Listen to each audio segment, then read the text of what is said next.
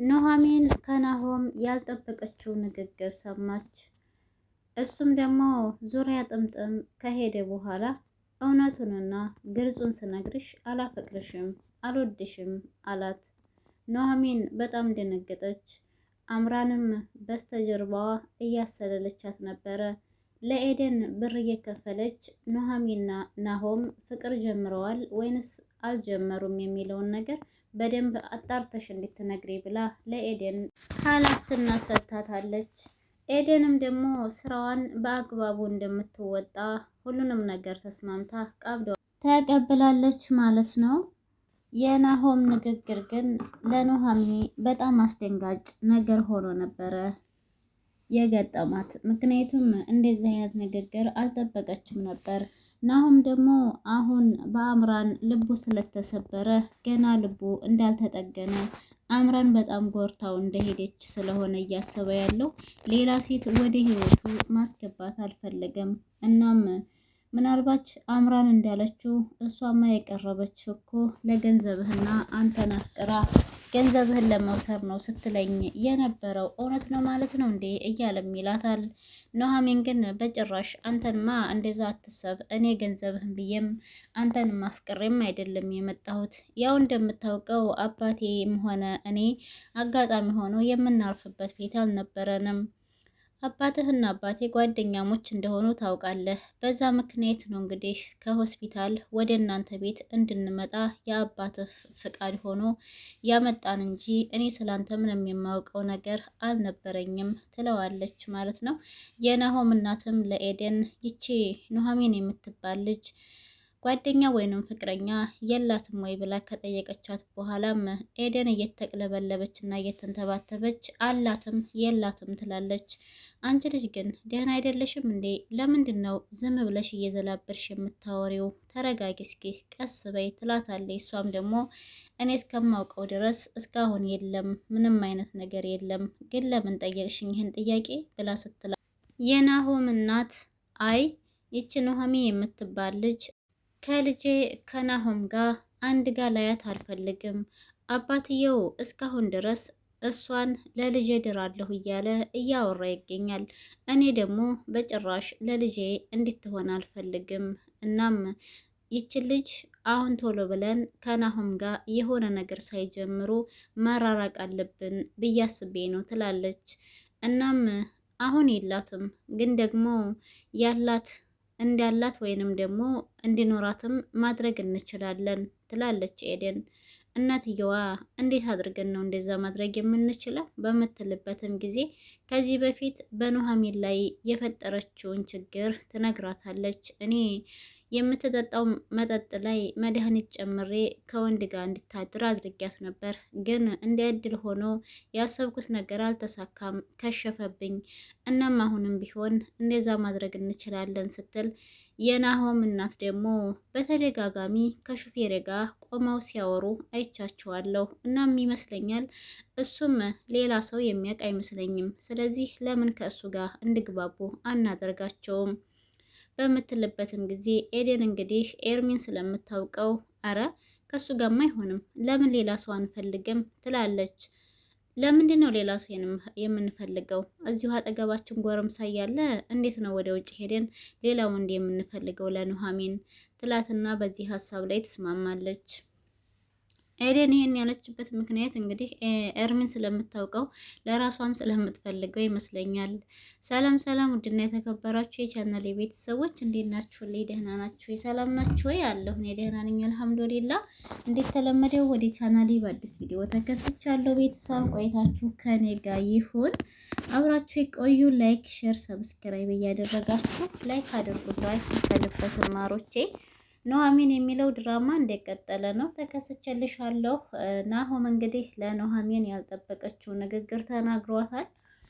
እሷ አፍቅሬዋለሁ እያለች ለአባቷ ስታወራ ስለሰማት ነው መሰለኝ። እሱ ግን ምንም እንደማያፈቅራት ነግሯታል። እናም እንክብካቤ ስታደርግልኝ እንዲሁም አይዞህ እያልሽ ከአምራን ጋር ተጣልቼ በተጎዳሁበት አጋጣሚ ሁሌ ከጎኔ የነበርሽው የማፈቅርሽ መስሎሽ ነው ወይ? እንደዛ አስበሽ ከሆነ ተሳስተሻል። እኔ በጭራሽ አሁን ላይ ምንም አይነት ሰው ወደ ህይወቴ እንዲገባ አልፈልግም። ምክንያቱም አምራን ልቤን ስብርብር አድርገው ነው የሄደችውና ሌላ ሰው አምኔ ልቀበልም ላስጠጋም አልችልም የሚል ንግግር ነው የተናገራት።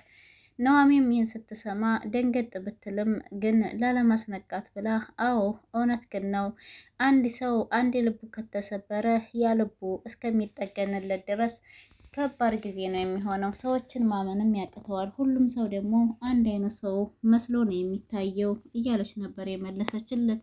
ይህንን መልስ ስትመልስ ግን ትክክለኛ ተረጋግታ ሳይሆን ናሆም እንዳይነቃባት እያሰበችና ቀስ ብላ ነበር መልሶቹን የመለሰችው። ምክንያቱም ያልጠበቀችውን ምላሽ ስለሆነ የመለሰላት በጣም ደንግጣለች። እሷ ከጎን ሆና በችግሩ ጊዜ በሀዘኑ ጊዜ አይዞህ እያለኝ ስትንከባከበው የነበረችው ልጅ በአንዴ እንደዚህ አልወድሽም፣ አላፈቅርሽም እንደዛ አስበሽ ከሆነ ተሳስተሻል የሚል ንግግር ስትሰማ ምን አይነት ስሜት ሊሰማ እንደሚችል ለሁላችንም አዲስ አይደለም። የናሆም አባትና የኑሃሚን አባትም ምክክር ላይ ናቸው።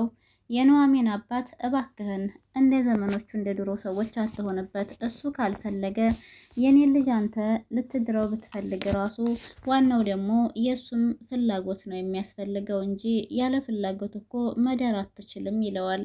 የናሆም አባት ግን ዋናው ነገር እናንተ ፈቃደኛ ሆኑልኝ እንጂ ችግር የለውም፣ እኔ ልጅን እንደምንም ብዬ አሳምነዋለሁ። የሚገርምህ ልጅህን መጀመሪያ ጊዜ ሳያት ነበረ ለልጅ የተመኘኋት የሚል ንግግር ይናገራል። የኑሃሚን አባትም ለነገሩ ልጅህም በጣም የዋህና ምስኪን የሆነ ልጅ ነው፣ ሲታይ እንደዚሁ ያስታውቃል እያለው ነው። እንግዲህ አማችና አማች ነው አማትና አማት ነው የሚባሉት። የኑሃሚን አባትም እንግዲህ ያው ደስተኛ ሆኗል። ግን ዋናው ነገር የናሆም ፍላጎት ነበር። ናሆም ደግሞ በጭራሽ አሁን ላይ ሰው ማግባት አይፈልግም፣ ሴት ማግባት አይፈልግም ማለት ነው። እንዲሁም ደግሞ አባትየው በጭራሽ ከኑሃሚን ውጭ እዚህ ቤት ውስጥ በምራት የምትቆይ ማንም ሴት እንደሌለች አስጠንቅቄ አስረግጬ ነግሬዋለሁ እያለ ለተሰማ ያወራለታል። ተሰማ ግን ይሄ ነገር ብዙም አላሳመነውም። ተሰማም የተሰማውን ሀሳብ ያቀርብለታል። ግን እኮ እኔም ሆንኩኝ አንተም እንዳልነው አይሆንም። ምክንያቱም አሁንና ድሮና ዘንድሮ አንድ አይደለም። ድሮ ቤተሰብ ባለው ነው ሰው እሺ ብሎ የሚያገባው። አሁን ግን እኛ ባልነው ሳይሆን እነሱ ሲፈላለጉ ሲፈቃቀዱ ብቻ ነው ሊጋቡ የሚችሉት። ስለዚህ እባክህን ጓደኛዬ በልጅህም ላይ ጫና አታድርግበት። ፍላጎት ከሌለው ግድ አግባ ብሎ ማስገደድም እኮ ጥሩ አይደለም።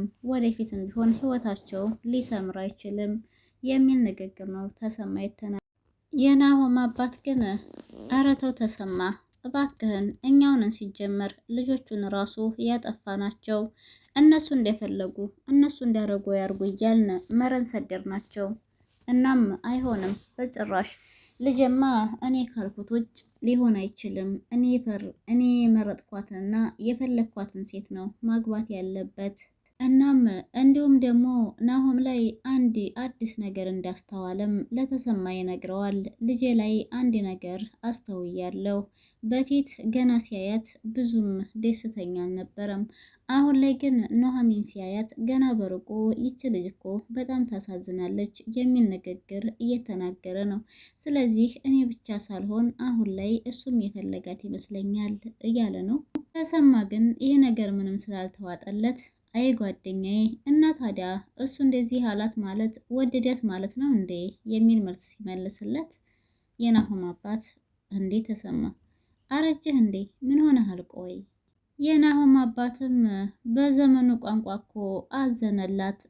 ይች ልጅ ታሳዝናለች፣ ሚስኪን ምናምን የሚል ከሆነ ፎንቃ ገባለት ማለት ነው፣ ፎንቃ ያዘው ማለት ነው እያለ እንግዲህ እያስረዳው ይገኛል ለተሰማ። አይ ተሰማ እውነትም አረጀህ እንዴ? አረጀህ ወይ? እውነትም አረጀህ ወይ ያስብላል። ምን ያርግህ? ግራ ገባው እኮ በዛ ሲለው በዚህ ይሄዳል፣ በዚህ ሲለው በዛ ይሄዳል ተሰማ። በእርግጥ የናሆምን ሁኔታ ስላየ ይመስለኛል ያው ልጅን ድንገት ላይ ፈልጋት ይችላል። ለምንድን ነው ግድ አስገድዶ እንዲያገባት የሚያደርገው እያለ ነው እንግዲህ ተሰማ። ምን ያርገው? ኤርሚ ኑሐሚን ያላሰበችው ቦታ ጭር ያለ ቦታ ይወስዳታል። እሷም መለፍለፏን አላቋረጠችም። ቆይ ለምንድን ነው? የት ልትወስደኝ ነው? እባካችሁን እርዱኝ እያለ ትለፈልፋለች። ኤርሚ ደግሞ አንቺ ልጅ ግን መረጋጋትና ዝም ማለት አትችይም? በቃ ዝም በይ አሁን ደርሰናል ይልና ያው መኪና ውስጥ እንግዲህ እያንገጫገጭ ይዟት እየሄደ ነው። ከመኪና ውስጥ ካወረዳት በኋላ የሆነች ቦታ ላይ ያቆማትና እዚህ ቦታ ላይ እኮ ናሆምን ይዘሽው መተሽ ነበር አይደል ሲላት፣ እሷም ደግሞ እስከ ዛሬ ስትከታተለን ነበር ማለት ነው ትለዋለች። ኤርሚም አዎ ስራዬ እኮ አንቺን መከታተል እንደሆነ በተደጋጋሚ ነግሬሻለሁ። ቆይ አንቺ ሰው ለምንድን ነው የማትረጁ? ይቅርታ አልኩሽ አይደል እያለ እንግዲህ በጥያቄ ያፋጠጣት ነው። እሷም እምቢ ብላለች።